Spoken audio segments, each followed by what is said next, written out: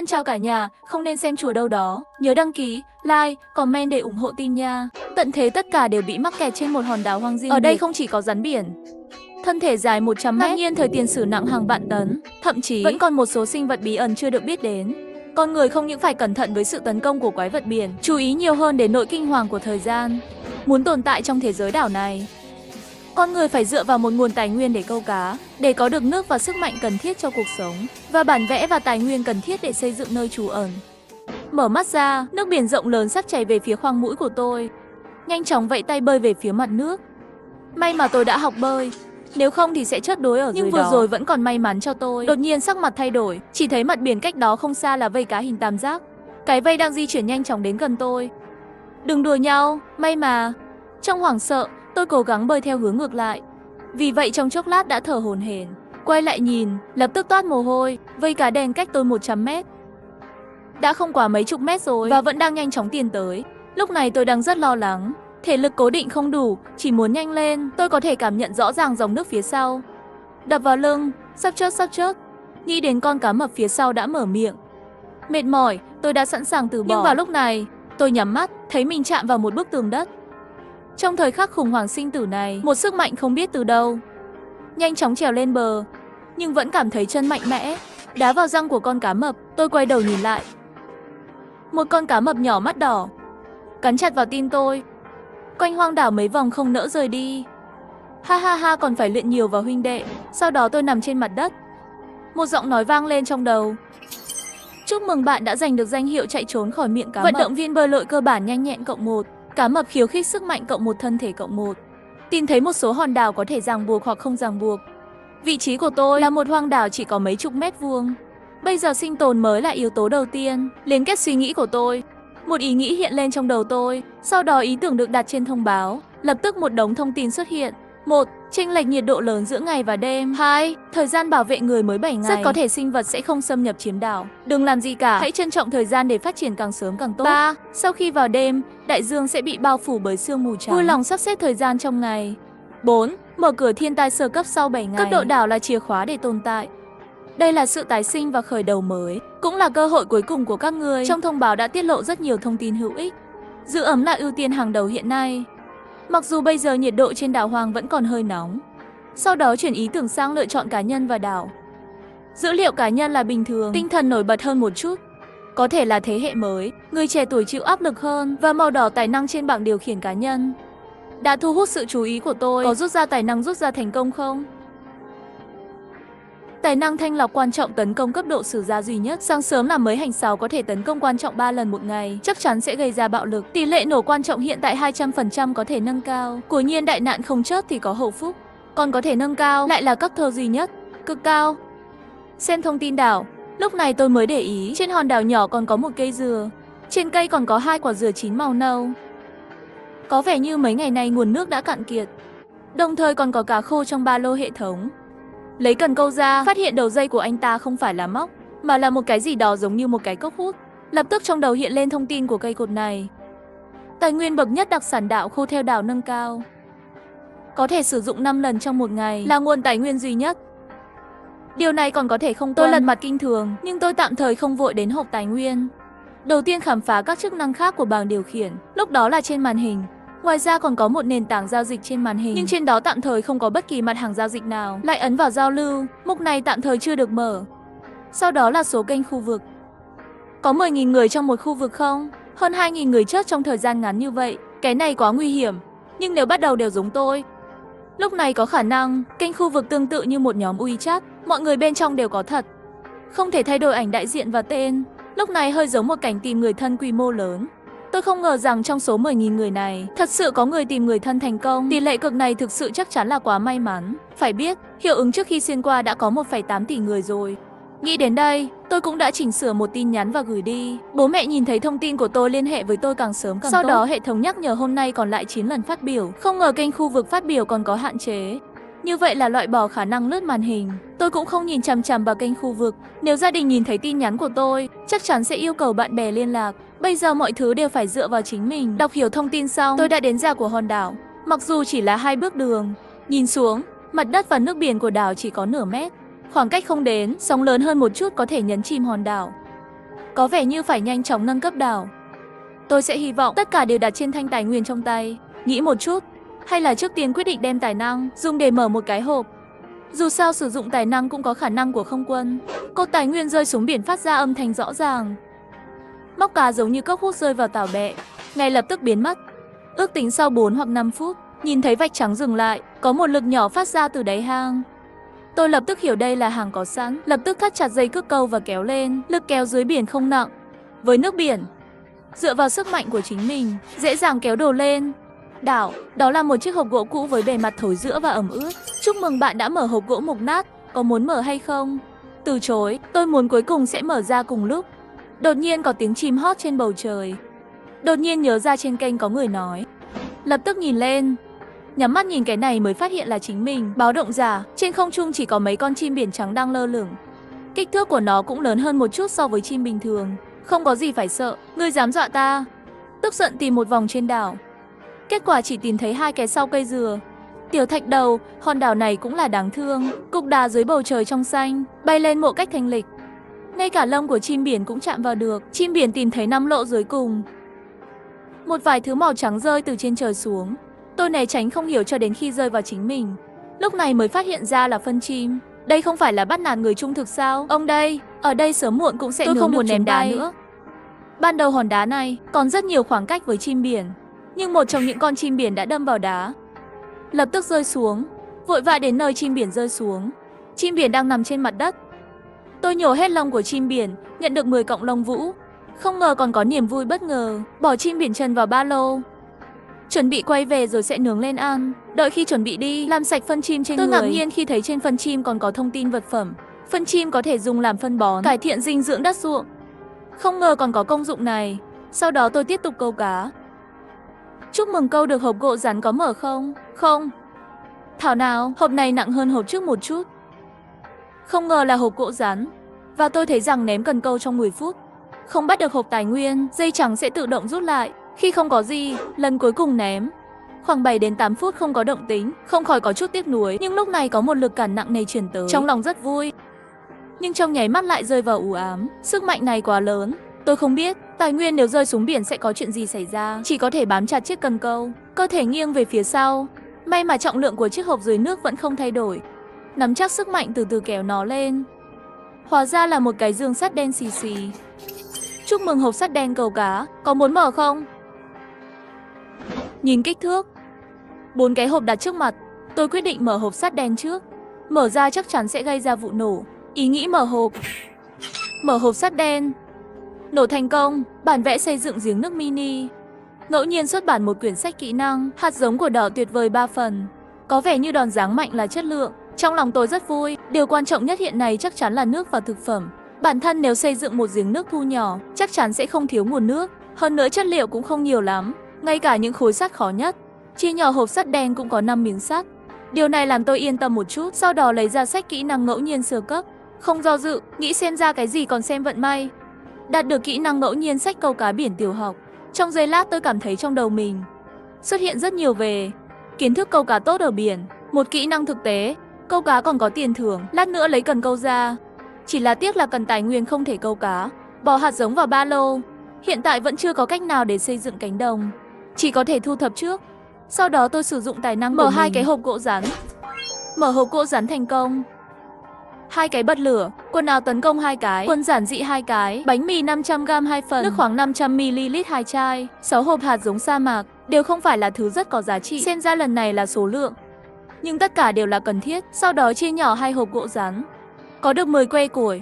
Hộp gỗ mục cuối cùng. Mở hộp gỗ mục nát nhận được 10 que củi. Cỏ khô 10 bó, dây thừng 5 cái. Ngay lập tức, một lượng lớn tài nguyên được đặt trên hòn đảo này. Đặt các mặt hàng vào ba lô hệ thống. Ba lô rất nhanh đã thu đầy, không thu được nữa. Tôi phải bỏ thức ăn vào nước. Ngoài ra còn có bật lửa và những thứ khác lấy ra. Rốt cuộc, những thứ này không chiếm nhiều chỗ. Sau đó không chút do dự đem hộp gỗ mục được một phần gỗ. Chân muối dù nhỏ cũng là thịt. Giải quyết xong rồi. Nửa ổ bánh mì và nửa chai nước khoáng. Có cảm giác nó rõ ràng. Hôm nay nhất định sẽ xây giếng nước. Sau đó là nâng cấp đảo. Nhưng bây giờ đá và đất đều không đủ. Trên đảo lại không có, chỉ có thể dựa vào nền tảng giao dịch để giải quyết. Chuyển mắt sang kênh khu vực. Tạm thời không ai yêu cầu thêm tôi làm bạn. Tôi đoán rất có thể gia đình không ở trong khu vực này.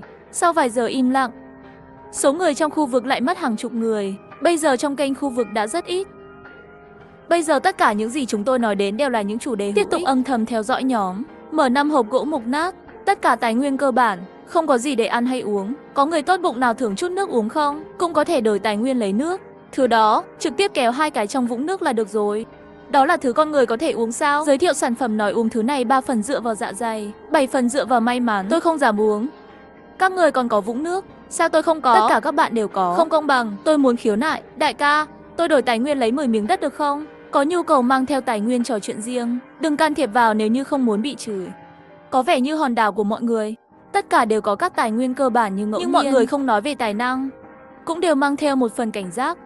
Những gì nói trên kênh không thể và hoàn toàn nghiêm túc. Tôi đột nhiên phát hiện có tin tức có lợi cho mình. Trong kênh khu vực, một người đàn ông tên Uông Dương mua một chiếc chăn gáo dừa. Tôi đã mở đơn kết bạn của Uông Dương, ghi chú thông tin, tôi định trao đổi với anh ta. Tranh thủ người khác cần đổi lấy tài nguyên, nhanh tay xây giếng nước ra. Dù sao thị trường cũng lớn như vậy, nước sạch luôn thiếu. Không đến 1 phút, Uông Dương liền đồng ý. Bạn có than vỏ dừa không? Cần đổi gì? 10 tệ một viên đá, nhiều quá rồi. 5 tệ có được không? Tôi có thể cho bạn một lượng nước lọc nhất định. Ưu tiên đổi mua tất cả. Không, tôi chỉ cần đá. Loại thỏa thuận miệng này quá thử nghiệm nguyên mẫu. Mà tôi cũng không cần nước. Bản thân sẽ nhanh chóng biến thành người có nhiều nước nhất. Suy nghĩ một lúc, tin nhắn của Uông Dương lại lần nữa gửi tới. Hiểu cho tôi 10 phút, không vội, tôi cũng cần nửa tiếng. Nếu đã xác nhận giao dịch, tôi không do dự nữa, leo lên cây dừa ngay lập tức. Chọn một trong những quả dừa hái xuống, dùng đá nghiền sợi vỏ dừa. Bóc vỏ dừa ra, ăn xong nước cốt dừa thịt dừa, lấy bật lửa và đốt một phần cỏ khô. Ném thêm một khúc gỗ nữa, cuối cùng cho vỏ dừa vào. Sau khi lửa cháy hoàn toàn, đặt một chút đất đã được đào lên. Nửa tiếng, mở gó đất ra, quả nhiên thu hoạch. Một phần than vỏ dừa và than gỗ, có thể là do tự chế, tất cả đều là vết nứt, nhưng dù sao cũng không phải của mình. Sau đó, giống như Uông Dương bắt đầu giao dịch thành công. Than dừa đã nhận được rồi. Giao dịch vui vẻ. Sau khi đóng kênh trao đổi, tôi đã kiểm tra nguồn cung cấp của mình. Đủ tài nguyên, tôi lấy bản vẽ giếng nước thu nhỏ ra. Giếng nước thu nhỏ được xây dựng xong. Chờ khói tan đi, một cái giếng nhỏ và mới xuất hiện trước mắt mình. Đường kính của giếng rất nhỏ, hình ảnh không đến nửa mét. Đầu giếng và tường bên trong cũng được làm bằng đá. Đầu giếng còn treo một khúc gỗ hút nước dây. Lúc này trong giếng chỉ có một lớp nước nông. Nói là giếng nước giống như một vũng nước sâu hơn một chút. Xem phần giới thiệu tôi hiểu rồi. Chờ tối đa 12 giờ, phải lấy nước trong nước giếng ra, nếu không sẽ lãng phí. Nhưng bây giờ vẫn chưa thể làm được cái xô. Lừ trưa cũng là một rắc rối, phải nhanh chóng nâng cấp đảo. Tiếp theo là ngồi chờ giếng nước sản xuất nước. Nằm trên đảo nhìn trộm màn hình hơn 6 tiếng đồng hồ. Nhìn vào kênh từ sân bóng ma, dần dần biến thành cầu xin. Từ phàn nàn về tỷ lệ bùng nổ của vật liệu mờ hồ, trở thành cầu ăn cầu uống. Tất cả các loại người ăn xin trực tuyến không ngừng lặp lại những câu nói hay. Chờ 6 tiếng, nhìn nước giếng trong vắt nổi lên. Tôi mở kênh và mở ảnh đại diện của một người. Còn bao nhiêu xô gỗ nữa, tôi sẽ đổi nước cho bạn. Người này cũng là tôi gặp khi nhìn trộm màn hình. Mở một bản vẽ làm xô gỗ. Sớm học làm thùng gỗ trước. Đã thay đổi rất nhiều vật tư trên nền tảng giao dịch. Dù sao bây giờ vẫn còn rất ít thùng chứa có thể chứa nước. Nước bẩn, lọc qua than để uống 1 lít đổi. Loại này có thể trực tiếp uống. Tiểu ca ca, không. Mục đại lão 100ml 2 thùng, cậu muốn bao nhiêu? Tôi cười nhẹ một tiếng. Mặc dù hình đại diện của cô gái này là một người đẹp xinh đẹp, nhưng không ảnh hưởng gì đến việc tôi giảm giá 100ml 10 cái. Đại ca, ép giá này của bạn cũng quá mạnh. Tôi cũng không phải là chiếc thùng không bị hư hỏng. Gỗ tiêu thụ rất nhiều. 100ml tối đa 3 cái. Sau sự kiên trì liên tục của tôi, cuối cùng xác định được 100ml 5 chiếc thùng. Giao dịch trực tiếp 50 chiếc thùng, còn lại 14 lít nước giếng. Thùng gỗ kém chất lượng, cùng lắm chỉ đạt đến 500ml chất lỏng. Thùng gỗ này không lớn, ước tính một loại gỗ có thể làm 3 đến 5 thùng nước. Giá bán hẳn là kiếm được rất nhiều. Bây giờ giá thị trường là 100ml, có thể đổi ít nhất 5 phần gỗ. Nhưng không có cách nào, ai bảo người ta độc quyền. Tiếp tục mua, tìm kiếm trên thị trường giao dịch trong một ngày. Chỉ có một lượng nhỏ nước tinh khiết, giá là 5 chiếc thùng gỗ đổi 100ml. Tài nguyên cơ bản, hơn nữa còn thiếu hụt. Hầu hết đều cao, cần 7-8 vật tư. Thịnh vượng hơn 10 mấy lần cũng có. Một người trưởng thành thường uống 2 lít nước mỗi ngày. Trong tình trạng thiếu hụt này, tiết kiệm cũng phải uống nhiều, nhưng nguồn nước trên thị trường rõ ràng là không đủ. Vì vậy, dẫn đến giá nước hiện tại không đủ. Vì vậy, tôi quyết định nắm bắt cơ hội trong thời gian này, hoàn thành tích lũy vốn ban đầu. Đầu tiên đổ 40 cốc vào 100ml nước. Lên kệ đến nền tảng, mỗi cốc đổi 5 phần đất hoặc 20 phần đá. Đừng hỏi tại sao lại rẻ như vậy. Tôi đi là chất lượng, đang chuẩn bị quảng bá trên kênh. Nhưng lại thấy trên kênh đã cãi nhau rồi, Triệu Hợp Hữu. Sao ngươi lại đi tiểu vào trong bình nước của tôi? Ngươi thật là nhân. Đừng để sau này lão tử gặp lại ngươi, nếu không lão tử sẽ nhân. Từng lời chửi có lực sát thương rất cao. Bố đây cười chết mất, tất cả những gì người mua là nước bẩn. Những gì tôi đưa cũng là nước bẩn. Ai biết được người muốn uống chứ? Chỉ số thông minh thiếu canxi tiểu não của ngươi. Đừng có sủa nữa. Triệu Học Hữu ngươi nhân. Ngươi đợi đó cho ta. Đổ nước tiểu vào nước bẩn. Không ngờ còn có người có thể vô sỉ đến mức này. Đứa bé đó cũng đáng thương. Nhưng mà cũng may là còn có tôi là đại thiện nhân đến cứu bạn. Chỉnh sửa tin nhắn xong thì gửi đi trong kênh. Bây giờ tôi có giá lớn 100ml. Nền tảng chứng nhận nước giếng tinh khiết, tuyệt đối không có bất kỳ chất phụ gia. Ngọt ngào nào, chỉ cần 5 phần đất hoặc 2 phần đá. Người đến trước được phục vụ đồng thời nếu có các mặt hàng khác, bạn cũng có thể mang theo hình ảnh để trò chuyện riêng với tôi. Sao lại rẻ như vậy? Người ta đều lên đường cao tốc rồi. Bạn ở đó ba lơ hỏi thật hay giả? Mấy giây đã tranh hết rồi. Lão tử giành được 200ml. Đại ca thật giỏi. Đại ca giỏi lắm. Tôi đã cướp 600ml ha ha. Lúc này tôi không có thông tin kênh nữa. Chỉ vài giây thôi, nước giếng lên kẻ đã bị quét sạch rồi. Hơn nữa bây giờ còn không ngừng có người yêu cầu nói chuyện riêng với tôi. Đầu tiên sẽ vô ích sử dụng bên và hình ảnh bên bỏ qua. Tôi đã chọn 2 người chân thành nhất để nói chuyện. Đại ca tôi có 3 phần hạt giống táo đổi 500ml nước. Điều kiện trồng quá cao, 200ml. Đây là một đại ca tốt. Đại ca, tôi mở nó ra trong hộp sắt đen bởi vì là xuất sắc. Nếu không sẽ cho bạn 500ml sao? Nếu không bạn đổi bản vẽ, tôi sẽ cho bạn 1 lít. 200ml là 200ml nhé. Nếu bình thường tôi cũng không đổi nữa. Giai đoạn này là như vậy. Giá trị thông thường còn cao hơn giá trị xuất sắc. Loại phổ thông tốt với xuất sắc ngược lại khó lớn lên. Mở ảnh đại diện của người khác để nói chuyện. Dùng 300ml thay một cái chăn len và một đôi giày bình thường. Thêm 1,5 lít nữa, quét sạch một số vật liệu chân thành. Còn 8 lít nước. Sử dụng hết thì ngừng giao dịch. Bây giờ tôi nhìn vào các tài nguyên cơ bản trong ba lô. Ý nghĩ nâng cấp đảo. Nâng cấp thành công, đất trừ 50, đá trừ 20, sương mù trắng bao phủ quanh đảo. Không lâu sau tan biến, trong lòng tôi có niềm vui và nỗi buồn. Khởi hành là đảo tiến bộ, còn được tặng một miếng dán thảo dược. Ba lô cũng mở rộng đến 20 cái. Điều bị mất là giai đoạn tiếp theo cần quá nhiều nguồn lực. Nó gấp hơn 20 lần. Nhưng còn quá sớm để nghĩ về điều đó. Hiện tại thời gian trên kênh đã hơn 7 giờ rồi. Đêm đã buông xuống rồi, nhiệt độ giảm mạnh. Mặc dù dựa vào 2 bộ quần áo cũng cảm thấy lạnh. Run cầm cập, xây dựng nhà gỗ, gỗ trừ 50, khối sắt trừ 3, thế là nhà gỗ đã xây xong. Sau khi khói tan, một căn nhà gỗ nhỏ thô sơ có diện tích 20 m² xuất hiện. Bên trong ngôi nhà nhỏ chỉ có một phòng, bên trái là một bàn làm việc, bên phải là một chiếc giường gỗ nhỏ. Đốt lửa trước. Tôi lấy 10 viên đá làm thành một vòng tròn. Trong trường hợp ngọn lửa bùng lên, sau đó tôi đến bàn làm việc kiểm tra mấy người.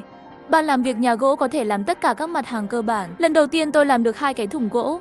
Thùng gỗ không lớn lắm, đây thử. Mang theo một cái thùng gỗ đến bên giếng nước, cho tất cả 10 lít nước trong giếng vào thùng gỗ. Mang vào ngôi nhà nhỏ, cuối cùng là 12 cái gỗ thành 48 cái cốc nước. Nạp nước giếng vào ba lô. Đắp chăn len, nằm ấm áp trên giường gỗ. Bắt đầu hành trình quét và đêm nhìn trộm của riêng bạn. Tôi đã rất ngạc nhiên khi thấy rằng sau khi nâng cấp đảo, phát biểu trong các kênh khu vực, đã từ 10 giới hạn thành 20. Giờ này, những gì được thảo luận nhiều nhất trên kênh không phải là thức ăn và nước uống, mà là phương pháp tránh lạnh và dụng cụ đánh lửa. Sau khi tôi liên tục xem qua thông tin của kênh, và trong quá trình quét tài nguyên của nền tảng giao dịch, tôi thức dậy và làm một số cốc nước, thay đổi toàn bộ 10 lít nước thành tài nguyên. Lúc này mới chuẩn bị nghỉ ngơi. Sáng hôm sau vừa ra khỏi ngôi nhà nhỏ, tìm thấy phong cảnh đảo vẫn rất tốt. Nếu không phải ở dị giới, một nơi tuyệt vời để tận hưởng. Nhìn xem thời gian trên kênh đã là 7 giờ rồi. Số người trong kênh cũng trở thành 7.804 người. Lại có mấy chục người hoàn toàn biến mất ở thế giới này. Ba la lơ. Ngay khi tôi cảm thán, một dòng nước chảy trên đầu tôi. Mùi hôi thối chuyển tới. Tôi lập tức bối rối. Nhìn lên, một con chim biển trắng dài hơn 1 trượng đang lơ lửng trong không khí. Sẽ không phải là hôm qua tôi đập chắc con chim biển kia đi. Sáng sớm đã đến tặng tôi một phát. Chim biển khổng lồ rõ ràng đang trêu chọc tôi trong không khí, có vẻ hơi sợ đảo. Không bao giờ phi xuống để tấn công. Đây có thể là cái gọi là bảo vệ thời kỳ mới làm quen. Tôi yên tâm rất nhiều, nhưng cứ bị thứ này nhìn chằm chằm cũng không thoải mái lắm. Cứ tiểu với trả tiện. Nếu không chú ý tôi cũng không chịu nổi. Quả là như vậy, một cục bay lớn trên không rơi xuống. Tôi nhanh chóng né tránh, sắc mặt thay đổi. Lúc này tâm muốn rớt chim vô cùng mạnh mẽ, lại lấy viên đá nhỏ trước đó để đập chim. Không có gì là không thể được, không đen như vậy nhữ đâu. Có thể là do xung quanh không có chỗ ở. Chim biển lượn vòng một lúc này mới không cam lòng rời đi. Quần áo phần lớn đã dính phân chim. Tôi thu dọn phân chim, tâm trạng lúc này mới dịu đi một chút. Bất đắc dĩ lãng phí nước giếng để làm sạch. Nhanh chóng giải quyết bữa sáng, ăn nửa cái bánh mì mới, lại bắt đầu một ngày mới phấn đấu. Đến 8 giờ tôi mới lấy hết nước trong giếng ra. Bằng cách này, bạn có thể lấy nước đúng giờ sau mỗi 12 giờ. Bây giờ dung lượng lưu trữ nước giếng đạt 30 lít. Giữ lại để chuẩn bị buổi chiều lên nền tảng quét tài nguyên. Lại đến rìa đảo. Tôi thấy rằng hòn đảo của tôi đã cao lên rất nhiều. Lấy cần câu ra khỏi ba lô. Danh sách nâng cao, màu sắc trên cơ thể sâu hơn một chút. Xem xong giới thiệu tôi tâm trạng vui vẻ đưa ra hóa đơn tài nguyên. 6 lần câu hàng, mang theo một sắt đen và 4 hộp gỗ rắn. Chỉ là không quân một lần, có thể nói là rất tốt. Không có tài năng chờ đợi để sử dụng mở hộp. Mở hộp sắt đen, mở ra thành công. Bản vẽ sản xuất thanh lỗ. 10 khối sắt và một cuộn dây thừng. Tôi nhìn ra ngoài, nhìn về phía bản vẽ sản xuất của thanh lỗ. Không hổ thẹn là bạo kích. Chiếc hộp này mở ra dường như có khả năng thích ứng nhất định. Thật là buồn ngủ thì tặng gối.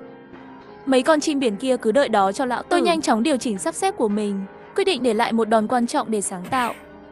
Mở hộp gỗ rắn. Mở thành công. Nướng móc bột thìa là 100g dao và nĩa một bộ. Mở một bộ kết hợp thịt nướng. Bây giờ có thể ăn chim nướng rồi. Tâm trạng tôi hơi kích động. Ngày hôm sau mới ra trận là có thể ăn thịt nướng. Đợi cũng xem xong đều phải tự tát mình 2 cái. Phải biết, bây giờ một chút bánh mì trên nền tảng giao dịch, tất cả đều là giá cao. Còn lại 3 hộp gỗ rắn tiếp tục mở hộp. Mở hộp gỗ rắn hạt giống ngô 3 phần. Khoai tây 1 phần, thịt chua 1 lon, ghế bập bênh 1 bộ, 1 chai nước khoáng, 1 tấm chăn bông, băng 1 cuộn, 1 chai cồn, 1 phần hạt giống thảo dược. Mặc dù không có bạo kích, nhưng làn sóng hoạt động mở hộp này thực sự là lợi nhuận lớn. Không chỉ có thức ăn, vậy mà có cồn. Đây chính là thứ khử trùng cứu mạng. Nhưng ba lô đã đầy tài nguyên rồi. Sau khi phân hủy hộp sắt, ngoài việc đặt ghế bập bênh bên ngoài nhà, những thứ khác đều được tôi cất trong hộp gỗ rắn. Sau khi sắp xếp mọi thứ, tôi quyết định lên kế hoạch cho cánh đồng trước. Điều này liên quan đến nguồn thức ăn sau này. Nông nghiệp cũng là gen khắc trong xương của người Hoa Hạ. Trước đây còn mở một củ khoai tây. Tôi cũng chuẩn bị giữ lại để trồng trọt sau khi nó nảy mầm. Đầu tiên đến cánh đồng cỏ, chọn 3 loại thảo mộc trưởng thành. Phát hiện bên dưới các loại thảo mộc là một miếng bùn thông thường. Thế là thuận tay trồng 3 hạt giống thảo dược xuống. Hiệu quả của các loại thảo mộc thực sự như tôi nghĩ. Bảo quản nó. Bắt đầu xem việc xây dựng các lĩnh vực, sau đó trực tiếp bắt đầu xây dựng đất ruộng. Cánh đồng nhặt xác cộng 2, tôi đã kiểm tra những cánh đồng vừa được xây dựng.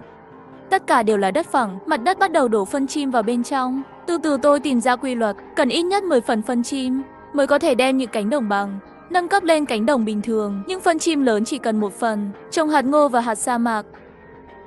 Rắc một chút nước giếng thì không còn chú ý nữa, dù sao trong thời gian ngắn đã không thể trưởng thành được nữa. Cây xuất sắc tạm thời vẫn chưa có, nhưng cánh đồng cao hơn không thể trồng được. Trở lại ngôi nhà nhỏ và ngồi trước bàn làm việc, thử dùng đòn thanh lọc cuối cùng của ngày hôm nay để làm chế tạo nỏ nhẹ. Nổ thành công, một cây nỏ nhẹ tuyệt vời cộng 1. Khi bản vẽ và vật liệu biến mất, một chiếc nỏ nhẹ tinh tế xuất hiện trên bàn làm việc. Mặc dù nó là nỏ nhẹ, nhưng cấu trúc hỗn hợp sắt đến gỗ của nó khá nặng. Vì nước, với sức mạnh đàn ông trưởng thành của riêng tôi, không thể cầm trên tay lâu được. Chỉ tiếc là bản vẽ vũ khí đã biến mất sau khi sử dụng. Và các sản phẩm cuộc sống có thể được sản xuất không giới hạn. Bản vẽ không giống nhau, không thể sao chép, cũng cắt đứt con đường làm giàu của người bán thanh mẫu. Nhân tiện, sử dụng bản vẽ kèm theo để làm tiễn nỏ. Hiện tại bản thân cũng có năng lực đối không. Còn chim ngốc đó lại đây, tôi sẽ trực tiếp thêm thức ăn, chế tạo mũi bắn nỏ xong, thời gian còn lại sẽ bị lãng phí. Tôi quyết định tìm cách khác để có được tài nguyên. Câu cá và ham muốn, tôi cũng nghĩ. Nhưng trên đảo, mực nước quá thấp, không thể bắt được cá. Ngoài ra, tôi cũng sẽ không ra biển, quá nguy hiểm. Nếu có bản vẽ giỏ cá là được rồi. Có thể ngồi hưởng lợi. Tiêu thụ tài nguyên, tôi cầm cần câu thông thường vừa mới ra lò trên tay. Nghiên cứu đi, cột chính là gỗ. Trên đó được bao quanh bởi rất nhiều vòng tròn sắt để gia cố. Chất lượng không tệ hơn một chút so với thanh tài nguyên. Một lần nữa tạo ra một số lượng lớn thùng nước. Sau khi đổ đầy nước, mang theo cần câu và ghế bập bênh đến bên bờ biển. Thịt đóng hộp chỉ có 200g, xé một miếng thịt lon nhỏ của buổi thịt trưa. Treo trên móc cá. Ngay lập tức đưa cần câu xuống biển. Chú ý một tiếng. Cần câu cũng không có chút động tĩnh nào. Tôi không thể không lấy phần thịt chưa còn lại với bánh mì. Khi bữa trưa giải quyết, bây giờ chỉ có thể nằm trên ghế bập bênh, một tay cầm cần câu, tập trung vào kênh. Mới lên kệ 200 cốc 100ml nước giếng đổi tài nguyên cơ bản. Có những thứ khác có thể mang theo. Số lượng có hạn, người đến trước được phục vụ. Tôi biết lượng nước lớn như vậy sẽ làm người ta đỏ mắt, nhưng tôi cũng không có thời gian để nói chuyện với họ. Chỉ là kéo những người phỉ báng vào danh sách đen. Cấm giao dịch, nếu bây giờ không ra nhiều nước, chỉ sợ sau một thời gian sẽ không có giá trị gì và thiếu giá trị thấp của tôi. Tôi em rằng giá nước trên thị trường sẽ chỉ cao hơn. Sẽ có nhiều người không đủ tiền uống nước. Nghĩ đến chuyện này, tôi chỉ có thể nói tôi không phải là thần nước. Một lát sau, tất cả các cốc nước trên kệ đều hết.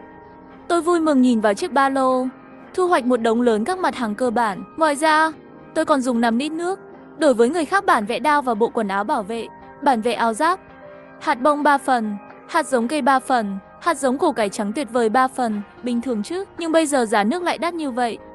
Rất nhiều thứ không cần thiết ở giai đoạn này, chỉ có thể bán rẻ. Điều đáng tiếc duy nhất là không nhận được phân nữa. Mở cánh đồng mới, chắc là rất nhiều người đã phát hiện ra tác dụng của phân. Xem ra sau này chỉ có thể tự sản xuất. Ngay lúc này, cây cần câu trong tay tôi bỗng nhiên động đậy. Lực kéo mạnh mẽ đang đến, tôi nhảy ra khỏi ghế bập bênh, bắt đầu đấu tranh với các sinh vật dưới nước. Tôi có cây câu cá biển siêu cấp, không vội vàng lôi sinh vật ra khỏi biển, mà là sự kiên trì. Một lát sau, sinh vật dưới nước có vẻ mệt mỏi, sức lực cũng không bằng trước. Ngay bây giờ, tôi đã cố hết sức để kéo nó lên bờ.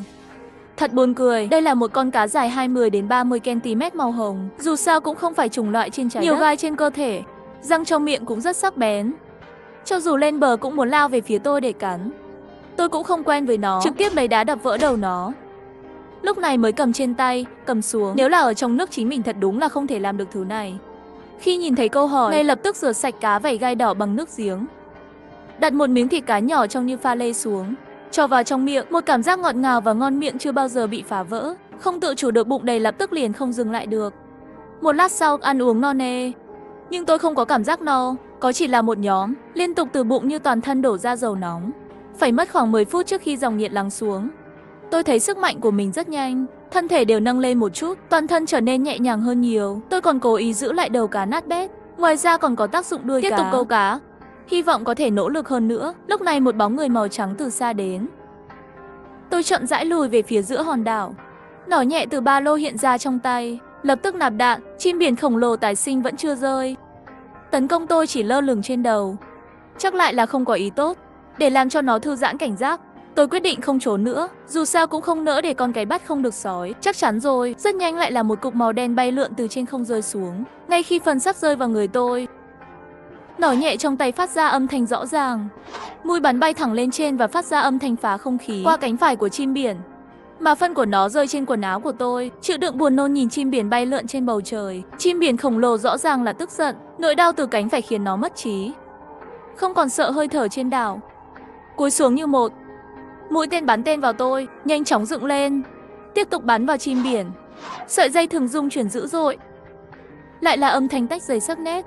Liên tiếp 2 mũi tên sắc bén bắn trúng vào cơ thể chim biển. Thân hình của nó rơi từ trên không xuống. Lần này đã rớt chốt được đại vân điểu cấp hắc thiết, nhận được danh hiệu người diệt chim. Và bên cạnh con đại vân điểu, một chiếc hộp sắt đen xuất hiện. Tôi ngạc nhiên khi thấy thì ra săn thú còn có thể bùng nổ tài nguyên. Chiếc hộp sau đó đã được cất đi, chuẩn bị mở hộp vào ngày mai, đồng thời bắt đầu xử lý đại vân điểu. Phân hủy thành công, nhận được 30 chiếc lồng vũ, tinh chất máu đại vân điểu 500ml, thịt chim 20kg. Giao hàng đều không có bạn có thể giao. Tặng một thân bảo bối đến cửa khiến tôi vô cùng cảm động. Nước mắt quyết định món chính của bữa tối là nó. Thu thập 3 gân và phân chim. Đến khu vực quy hoạch ruộng đồng, mảnh đất bình thường thứ tư tôi dùng phân chim lớn để trồng hạt bông. Sau tầm nhìn của ngày hôm qua, trong kênh cũng không còn một điều gì đó đặc biệt đã xảy ra nữa. Mặc dù nhiều người thiếu nước thiếu lương thực, nhưng với nguồn cung cấp câu cá mỗi ngày cũng có thể đổi đồ ăn và quần áo. Chỉ là sẽ luôn nghèo khó. Chỉ có một số ít người xui xẻo mới chớt bất ngờ. Hiện tại, tỷ lệ tử vong thực sự không cao. Thời gian đến buổi tối, nhìn vào chiến lợi phẩm trong thùng gỗ bên cạnh, tôi thấy hối hận. Đúng là bắt được thêm 2 con cá chép gai đỏ nữa, nhưng giống như cá con. Cá nhỏ dài 4 đến 5 cm. Ngoài ra còn có 3 con cá mập biển thông thường dài 10 cm. Hương vị không ngon bằng cá vảy trước đó, nhưng một xe đạp. Về nhà ăn cá nướng thịt nướng, dọn dẹp một chút, xiên cá mập biển và chim cá nhỏ lên vỉ nướng. Rắc một chút muối, đốt lửa trại, cá mập biển nướng. Mặc dù không ngọt ngào và ngon như cá vảy gai đỏ, nhưng cũng không có chút hương vị nào, đồng thời cũng có một luồng hơi nóng trong cơ thể. Di chuyển hồ sơ cá này có thể cải thiện cơ thể một chút, nhưng 3 con cá mập biển nhỏ không đạt đến mức độ thêm điểm. Nếu có bản vẽ của ao, ta muốn nuôi các ngươi. Biến 2 con cá vảy gai đỏ nhỏ thành sashimi, nuốt vào miệng, thưởng thức một lần nữa. Một lát sau, thể lực được nâng lên trước một chút, sức mạnh và sự nhanh nhẹn theo sau. Đột nhiên cảm thấy toàn thân tràn đầy sức lực, nhưng không có cảm giác no. Lúc này chim biển nướng cũng gần chín. Tôi cầm nó và gặm nó. Thịt của chim mây nhỏ rất có kết cấu và cháy xém, gia vị đơn giản, cũng là một món ngon hiếm có. Sau khi ăn cá và chim, toàn thân trở nên nhẹ nhàng hơn. Nhìn vào bảng điều khiển, sự nhanh nhẹn đã được cải thiện một chút. Thời gian đã đến 8 giờ. Đi đến giếng và lấy hết nước ra. Làm sạch đơn giản, để lại nước uống cần thiết.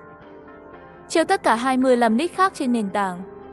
Cũng không biết có phải là sau khi mình ăn uống đủ không? Sự kết hợp giữa chăn bông và chăn len có quá ấm không? Cảm thấy rất thoải mái. Đêm nay sớm rơi vào giấc ngủ sâu. Buổi sáng tự nhiên thức dậy trong khi xem thời gian. Tôi thường liếc nhìn khu vực kênh. Mới phát hiện lúc này trong nhóm đã nổ tung rồi. Tôi nhanh chóng ra khỏi nhà gỗ. Quả nhiên như dự đoán, cách hòn đảo của mình không xa, một hòn đảo mới xuất hiện. Hòn đảo đó còn lớn hơn cả hòn đảo của mình. Và nhìn từ xa trông có vẻ tươi tốt. Nhưng tạm thời không có ý định lên đảo. Dù sao cũng đã có người chuẩn bị lên đảo rồi. Chính mình tốt hơn là nhìn trộm nhóm trước để hiểu tình hình. Hãy cẩn thận. Mạng chỉ có một. Ngoài ra, tôi sống một cuộc sống thú vị và không đáng để mạo hiểm. Sáng sớm đã ăn chút thịt nướng. Điều làm tôi không ngờ là tự mình ăn 2 cân thịt nướng cũng không ăn no. Lượng thức ăn của bạn dường như được tăng cường một cách hoành tráng. Để giải quyết vấn đề, tôi đã lấy quả dừa cuối cùng ra khỏi thùng. Lúc này mới thỏa mãn no bụng. Mặc dù tôi cảm thấy nhẹ nhàng, nhưng sự nhanh nhẹn tạm thời vẫn chưa phát triển. Cho đến 8 giờ để xả 30 lít nước giếng. 25 lít nước giếng sau khi đóng gói riêng lên kệ sẽ không còn chú ý nữa. Bởi vì buổi sáng mọi người đều sẽ chuyển hộp mở tài nguyên. Dự kiến đến trưa mới có thể bán hết. Hôm nay tôi đổi sang phía bên kia của hòn đảo. Bắt đầu hộp tài nguyên câu cá. Phong thủy mới. Cần câu các câu được một hộp gỗ rắn. Móc câu câu được một hộp sắt đen. Tôi nhẹ nhàng ngâm nga bài hát thể hiện tâm trạng. Tin thấy ban đầu tôi cần vất vả mới có thể kéo ra hộp sắt đen. Bây giờ đã có thể dễ dàng lấy được rồi. Câu lên được một hộp gỗ rắn. Còn một lần câu cá cuối cùng nữa. Chẳng bao lâu sau, loại can đảm vất vả đó lại chuyển tới. Tôi không tức giận. Cắn răng kéo chiếc hộp lên bờ. Ánh sáng màu bạc rực rỡ dưới ánh mặt trời. Móc câu câu được một hộp bạc. Nhưng vẫn chưa đợi tôi vui vẻ bao lâu, nghe được thông báo toàn khu vực vang lên bên tai. Chúc mừng khu vực này nhận được hộp đặc biệt nơi câu cá đầu tiên màu trắng, nhận thưởng thêm. Tôi nhìn Tiết Thị trước mắt cũng không vui như vậy. Tài năng của hắn sẽ không phải là Âu Hoàng hộ thế chứ. Lúc này kênh khu vực cũng bị sốc. Cúi xuống cầu xin xem những gì được chụp. Giao diện cũng được chia sẻ trực tiếp với không phải màu trắng. Tôi cũng tò mò mở ra xem. Nhóm người trên kênh gọi là tuyệt vời. Tôi muốn nói không ngưỡng mộ, đó là giả. Nhưng sức mạnh lên tới 14 điểm. Có danh hiệu cộng thêm, tôi cũng chỉ đủ một nửa. Đó là sức mạnh vượt quá giới hạn của con người. Mắt không thấy tim không đau, tôi đã tắt kênh. Nhìn chiếc vali màu bạc trước mặt, trong lòng bắt đầu cầu nguyện. Khi mở hộp mây trắng, tấn công thành công. Bột quần áo phân của quái vật biển cơ dê cân. Tôi nhìn bóng tối trước mắt chơi như thạch. Nhất thời tê liệt. Hộp bạc thì cho cái này quá đáng rồi. Xem xong giới thiệu tôi bỏ cái phân này đi. Chuẩn bị lát nữa bỏ vào mảnh ruộng thử xem. Mở lại các hộp khác. Một mở ra 2 hộp sắt đen đánh thành công. Vũ khí sơ cấp tăng cường cuộn 2 cái. Kỹ năng kiếm thuật sơ cấp thu 2 hạng. Sức mạnh viên thuốc nhỏ 2 viên là một bản vẽ carbon. Cà chua tuyệt vời trồng 3 phần. Một chai rượu vang tuyệt vời. Và tôi không ngần ngại, trực tiếp sử dụng vũ khí sơ cấp để tăng cường cuộn. Nỏ nhẹ tuyệt vời đạt được. Tăng cường khả năng sát thương cộng 1. Nếu không phải vì dữ liệu của nó đã thay đổi, tôi thực sự nghĩ rằng nó không có tác dụng. Sử dụng sách kỹ năng dao sơ cấp để có được dao sơ cấp. Sử dụng lại sách kỹ năng dao cơ bản. Tăng kinh nghiệm dao chính. Tôi ngạc nhiên khi thấy cùng một cuốn sách kỹ năng có thể được sử dụng lại. Rất nhiều về việc sử dụng và hiểu biết về dao. Đổ vào hộp sọ của chính mình, sau đó được củng cố bởi một lượng lớn thông tin. Rượu ngon là một điều tốt. Chờ đến khi ngủ không được mới uống. Hoặc sau này giao dịch đi. Điều này rõ ràng là hấp dẫn hơn đối với phụ nữ. Sức mạnh viên thuốc nhỏ có thể tăng 1 điểm sức mạnh. Chỉ sử dụng 3 viên. Đặt 2 viên thuốc sức mạnh lại cùng nuốt xuống. Trong bụng lập tức có một cảm giác nóng rát. Tôi nhìn vào bảng điều khiển, thuộc tính tạm thời không thay đổi. Hiệu quả hẳn là vẫn đang phát huy. Chịu đựng nỗi đau, cắn răng mở hộp gỗ rắn còn lại. Để tối đa hóa lợi ích, chỉ để lại một hộp sắt đen, ngày mai mở băng. Mở 3 hộp gỗ rắn, một chiếc xe đạp Phoenix. 10 viên đá, granite 5 viên, thịt hầm một buổi ăn 100g. Muốn xe đạp gì? Tổng diện tích đảo là 100 m². Đi bộ không quá lâu. Lúc này, tôi cảm thấy cơn đau trong bụng dữ dội hơn. Một lát sau đổ mồ hôi. Sau nửa phút cuối cùng cũng bình tĩnh lại. Cảm giác bỏng đã biến mất. Không nên ăn cùng nhau. Suýt nữa thì rót cho tôi. Nhưng thu hoạch sau đau khổ cũng rất phong phú. Kiểm tra thông tin cá nhân của mình. Có vẻ như không thay đổi nhiều. Nhưng nếu trở lại trái đất, chất lượng thể chất này, bạn có thể dễ dàng giành chức vô địch cử tạ. Một cú đấm có thể đánh tạt sân. Người đàn ông 18 năm sau, dọn dẹp những gì đã mở ra. Rồi đến cánh đồng thứ 5. Tiêu thụ đất, không sử dụng phân của cơ dê cân, đạt được sự xuất sắc vào lĩnh vực. Đột nhiên cảm thấy cũng không quá đáng như vậy. Nghĩ đi nghĩ lại, trồng 3 hạt của mọng đầu tiên. Tưới nước giếng xong ngạc nhiên phát hiện. Vậy mà có trồi xanh.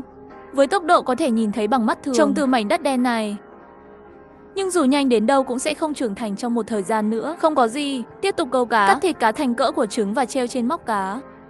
Chủ yếu là một cái không câu cá nhỏ, tôi cũng tìm thấy thịt mặc dù bỏ vào ba lô cũng sẽ biến hỏng. Về vấn đề bảo quản thịt chim biển, cách tốt nhất là treo phơi khô. Vốn là không có cách nào, nhưng với thịt hầm, tôi thấy một tia hy vọng. Nhưng còn thiếu, một lượng lớn cát đã được mua trên nền tảng. Tôi nhìn về phía kênh truyền thông. Thảo luận nhiều nhất vẫn là chuyện đảo mới. Lúc này mới biết Cao Vũ đã sớm về rồi, nhưng anh ấy vẫn chưa đến đảo. Không biết bị cái gì cá cho đục phá thuyền. Mạng lớn bơi nhanh mới nhanh chóng chạy trốn trở lại. Về phần lão cao tần nóng này, Tần Hồng Đức vừa mới nghĩ đến hắn. Thông tin đến rồi, tôi cũng có được một số lá thư hữu ích từ cuộc trò chuyện. Tin tức: 1. Chỉ cần ra khỏi đảo là không dùng được rồi. 2. Ngoài đảo là bãi biển, bên trong toàn là bụi cây, có nhiều tài nguyên. 3. Có tồn tại những sinh vật nguy hiểm. Nhưng hiện tại chỉ có sói khổng lồ được tìm thấy. Đối mặt với nguồn tài nguyên phong phú, bắt đầu một cuộc đổ bộ lên đảo, nhưng nó không khuấy động sóng trong trái tim tôi. Bây giờ tôi bán nước 1 vạn lý. Tại sao phải mạo hiểm thu thập tài nguyên này mà không thể nhìn thấy? Đối với bộ lọc mà cát xuất hiện với số lượng lớn, không có bản vẽ bộ lọc tự chế, khó làm sạch nước. Thứ hai, nước trong vũng nước sẽ chỉ được sử dụng càng ít, ước tính bây giờ không còn nhiều nữa. Hơn nữa, kết quả của một lượng lớn nguồn lực cơ bản đổ vào thị trường, em rằng giá nước sẽ tăng lên. Người lên đảo hầu hết là về gỗ và đất, sẽ không có quá nhiều người đào cát.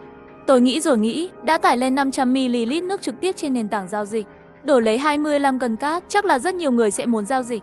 Ngay lúc này, có tin tức mới đến không? Mục đại lão có không? Từ khi liên tục có người tiến lên đảo, việc bán cốc nước cũng từ độc quyền chuyển thành kiếm tiền.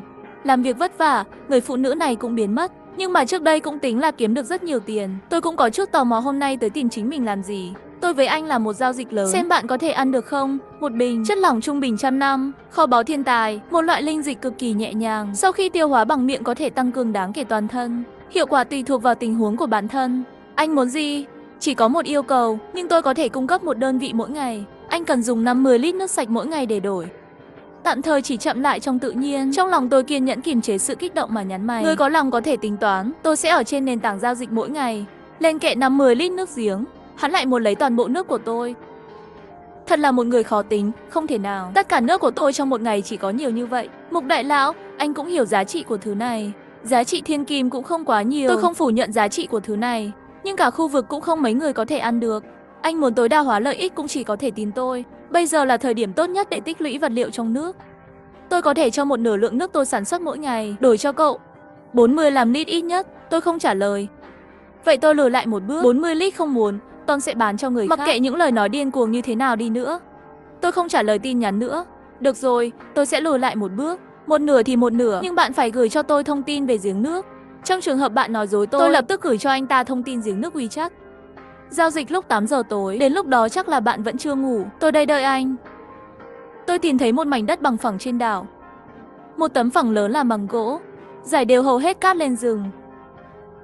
Nước biển cho phép nó được chiếu sáng đầy đủ bởi ánh sáng mặt trời. Sau đó bắt đầu làm việc cũ, kiểm tra xem cát có bị khô không. Nếu phơi khô lại gặp mưa phùn trên biển. Cả buổi chiều lặp đi lặp lại như vậy, nhưng trên hạt cát đã có rất nhiều tinh thể màu trắng. Sau đó đổ tất cả vào vũng nước. Đổ nước biển vào khuấy đều những lượng lớn nước biển mặn này, đi theo rãnh thoát nước vào thùng gỗ đã chuẩn bị sẵn, cho thực vật tích tụ trước đó vào thùng gỗ. Chờ nước biển đá cao kết tổ tương tự, là một bộ lọc hình nón từ gỗ. Đổ nước biển muối cao lên, từ từ lọc xuống là tương đối sạch sẽ. Nước muối đậm đặc không có tạp chất rắn. Đổ nước muối đặc vào nồi hầm. Luôn kiểm soát ngọn lửa nhỏ, đốt chậm để nó không sôi. Có muối mới bắt đầu tách ra. Sau đó múc ngày mồng 1 tháng 10 nước biển từ nồi hầm và cho vào thùng gỗ. Sau đó trực tiếp đốt khô phần nước biển còn lại, lấy một nồi muối thô. Mặc dù sau phản ứng của tro cỏ trước đó, nhưng bên trong vẫn có an canxi và magie tương đối cao. Nồng độ an giả bên trong cũng rất cao. Thu thập muối thô và cho vào thùng gỗ. Lúc này, lấy nước biển đã lấy ra trước đó, đun nóng đến khi sôi, múc ra một phần và đổ vào thùng gỗ. Muối thô trộn và khuấy để rửa. Sau đó đổ nước ra nhiều. Tôi lặp lại thao tác này. Một ít muối không hòa tan trong thùng gỗ, đó là bột muối tinh chế. Nước đổ ra là nước muối, có độc uống sẽ chết người. Cuối cùng nhận được gần 600g bột muối tinh chế. Tôi để lại một ít thịt chim biển, lấy hết 12 cân thịt thừa ướp lại, treo trên khung gỗ vừa làm để thông gió. Làm xong mọi thứ, đột nhiên phát hiện bây giờ đã hơn 8 giờ rồi. Giản duyệt đã gửi cho tôi vài tin nhắn rồi. Xin lỗi vì đã bị trì hoãn, quên mất thời gian. Giao dịch ngay đi, giao dịch thành công rồi. 30 lít nước giếng tăng thêm một đơn vị chất lỏng. Bây giờ tôi rất tức giận, trừ khi bạn cho tôi 100 gam muối, nếu không, trong trường hợp cực kỳ tức giận, tôi sẽ giận dữ cả ngày. Ha ha, bạn nói cho tôi biết chất lỏng này như thế nào đến là được rồi. Vậy thì tôi vẫn tiếp tục tức giận. Nếu bạn nói với tôi, gửi cho bạn thêm 2 cân thịt nướng, rắc thìa là và muối, màu sắc, hương thơm và hương dầu, giản duyệt sau một cuộc đấu tranh tư tưởng ngắn ngủi và khốc liệt. Được rồi, nguồn gốc của kiến trúc có liên quan đến tài năng của tôi. Cụ thể tôi sẽ không nói nữa, bạn xem làm đi. Thịt nướng. Hang động thạch nhũ trăm năm hiếm, cứ 12 giờ có thể sản xuất một đơn vị thạch nhũ. Miệng ăn hàng, cuối cùng nó đã chiếm được chiều cao của bộ não. Xem ra tài năng của cậu nhóc này cũng không đơn giản. Ngày mai nếu có nhiều tặng anh ta một chút thử xem. Dù sao thạch nhũ đối với tôi mà nói vẫn có giá trị lớn. Về phòng, lấy ra thạch nhũ cho vào miệng không có một chút cảm giác. Không có cảm giác gì cả. Tôi nghi ngờ nó có bay hơi không, nhưng sau đó tôi cảm thấy một làn sóng rõ ràng hòa vào tay chân của chính mình. Nhìn về thuộc tính cá nhân, đột nhiên giật mình. Toàn bộ thể chất của mình đều tăng thêm 2 điểm, ngay cả tinh thần và sự quyến rũ cũng tăng lên một chút. Tính như vậy, tự mình đổi 30 lít nước lấy linh dịch của thực là thắng rồi. Tối nay không có nước bán, tôi nhàn rỗi rất nhiều. Các cuộc trò chuyện trên kênh đều xoay quanh các đảo. Chuyện đảo, chỉ là cắt được bao nhiêu khúc gỗ, đào bao nhiêu thổ nhân rõ ràng đều không còn lan tinh nữa, vẫn còn trong vòng đó. Nhưng hôm nay số người chết đã tăng lên đáng kể, thiếu hơn 300 người. Tôi chỉ có thể nói là ra biển rất nguy hiểm, lên đảo cần cẩn thận, chèo thuyền không chuẩn. Người thân khóc 2 dòng.